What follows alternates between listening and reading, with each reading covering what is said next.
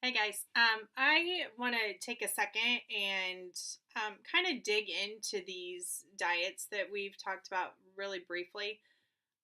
So there's three of them that I feel like are worth mentioning, and that's the Whole 30, Paleo, and the GAPS diet.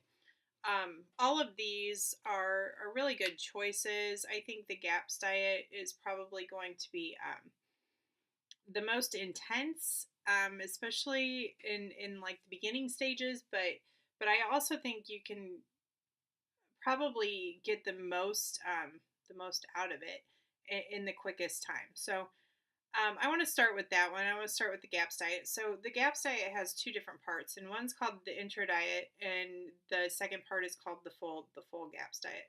So the intro diet can take a different amount of time. Every person is different, and it's a 6 stage strict elimination diet, and this is something you would do if you had severe digestive issues. So if you had things, major problems going on like Crohn's, um, like ulcerative colitis, IBS, even any kind of issues that are causing you a lot of problems. Um, and it's also beneficial for severe neurological disorders, um, things like autism, Asperger's, and even like bipolar disorder can benefit from the GAPS diet. So it's a rough one, and you can go online and look it up, and it talks about how the intro to GAPS diet goes. But the full GAPS diet is actually pretty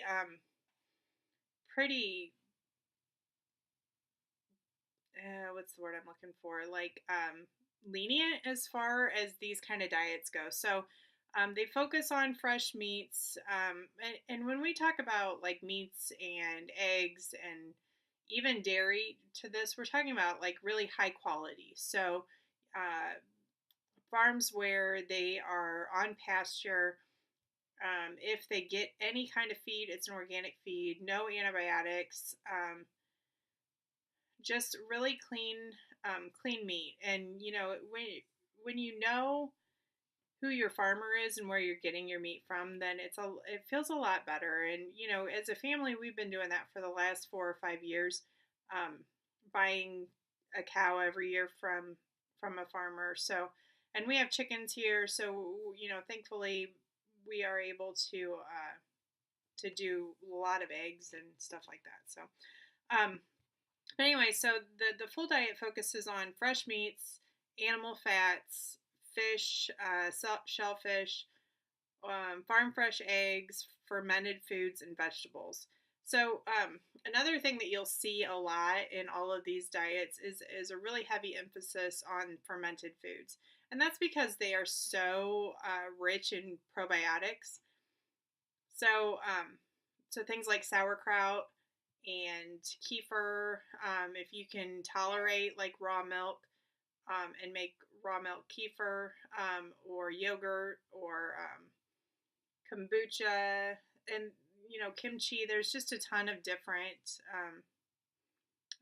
fermented foods, and pretty much anything can be fermented. And it's an acquired taste. So once you get to that point, then I promise you that stuff starts tasting really good. I eat sauerkraut all the time. I eat it by itself. I eat it with everything else too. So um, uh, if you have a yeast issue in your body, then the GAPS diet recommends that you restrict fruits, honey, and nuts.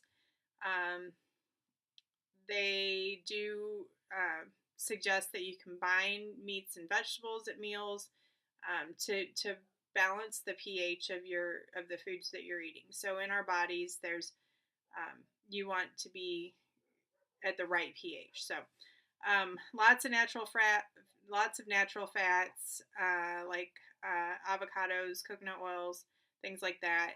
A cup of bone broth with every meal, and no processed or packaged foods. So that's the GAPS diet in a nutshell. There's a lot more to it, but that's the basic overview of it. So the Whole 30, and I'm actually doing the Whole 30 right now. And so the targets of the Whole 30 is it's 30 days, and it's targeting to break an unhealthy relationship with food.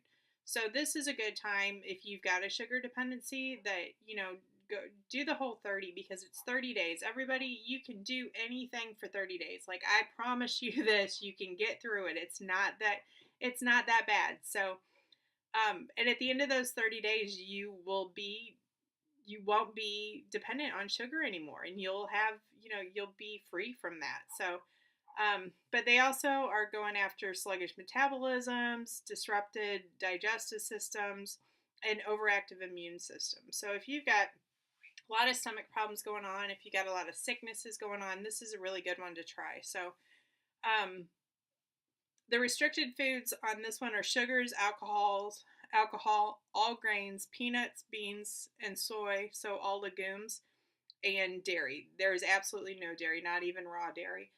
Um, it's really just trying to give your gut a reset. So, um, their yes foods are meats, seafoods, eggs, all fruits and vegetables, and natural fats. So the next one is the paleo diet. So, um, they're all really similar. They all really are looking at the same thing. Paleo again does let you have the raw fermented dairy. Um, they are they would prefer you to be sparing on the fruits that you ingest.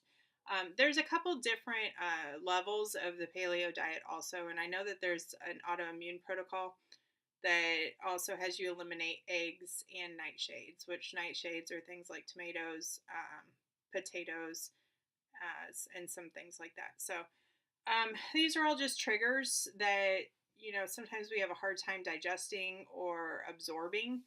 And if you get rid of that, you give the gut time to rest. So these are three really good options. And like I said, if you're up in the air about it, start with the whole 30. It's 30 days. I promise you, you can make it for 30 days.